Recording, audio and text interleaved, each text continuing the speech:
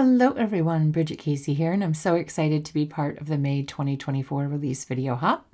Here are the projects we are going to create today. I'm so excited to share the Dynamic Duo Painted Floral Swag Stamp and Stencil set. The stencil's the star of the show on this one, and the stamp adds the outlines and the sentiments. There's also an add-on die set you can get that will cut out the whole image as well as the individual elements. So I want to show you a little trick here. When I'm trying to line up florals inside of leaf clusters, I like to lay down the entire image, which is on Stencil 2, D2. You'll see it has all of the elements there. Then I align the flowers where they would go in there. On Stencil 2. So I'm aligning Stencil 1 on Stencil 2. Then I'm going to go ahead and I'm going to remove Stencil 2 because I'm not going to be using that right now.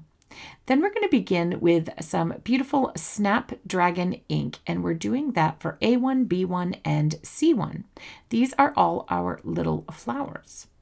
Next, we'll move on to A2, B2, C2, there we go, that's a mouthful, with some burnt red for the layer on that.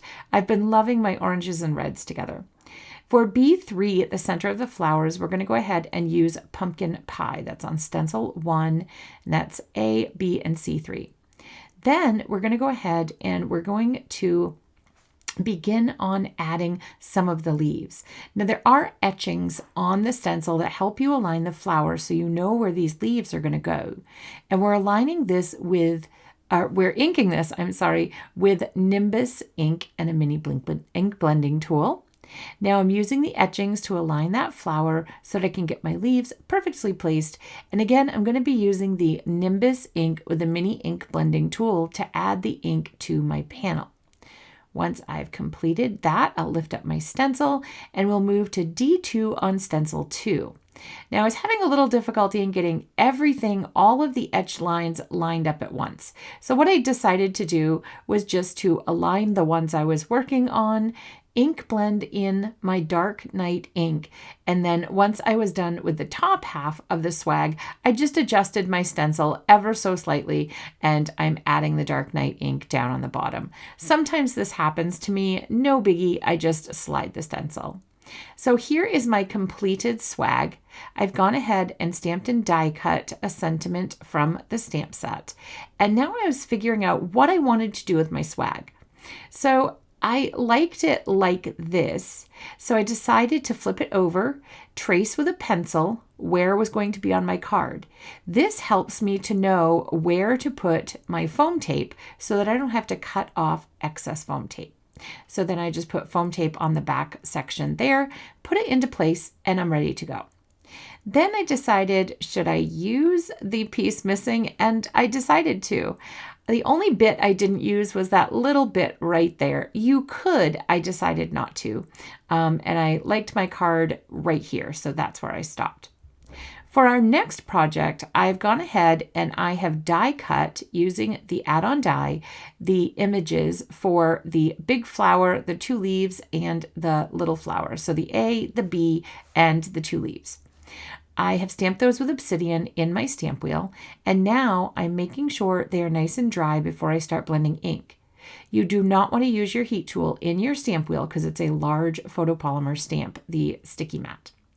So now I'm using my Stencil 2, to apply ink to the leaf die cuts, and I'm doing that with Nimbus for the first layer.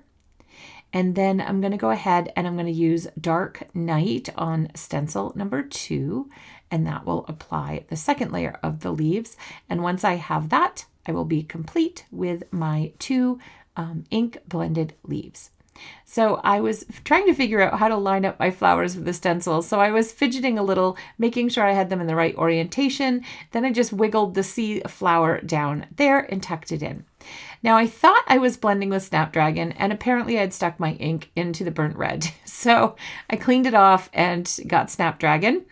And then I came in with burnt red to add a little bit in that center there. And then I move over to the 2 layer for the A and the C flower. And then I'm actually adding in the burnt red that I thought I was adding in the first step. So And now we're coming in and adding the flower centers with Sicilian Amber. So now I stamp in Obsidian the sentiment, and I think it's all good. And then I move my arrangement to put it down, and I get Obsidian on my card base. So I start adhering my elements with foam tape and some with glue tape. Basically, the large floral is the only part with foam tape. So you can see I have my stenciled pieces with ink, and then I also have these shiny bits. I used the die that cuts the individual pieces with some Dazzling Diamonds cardstock to cut out some of these gorgeous shiny bits to really accentuate my layout. Now, because I had the Obsidian, whoopsie, I wish I would have moved my layout just a little bit more, but I can always add some extra leaves if I have to in the end, but I'm so happy with how it turned out.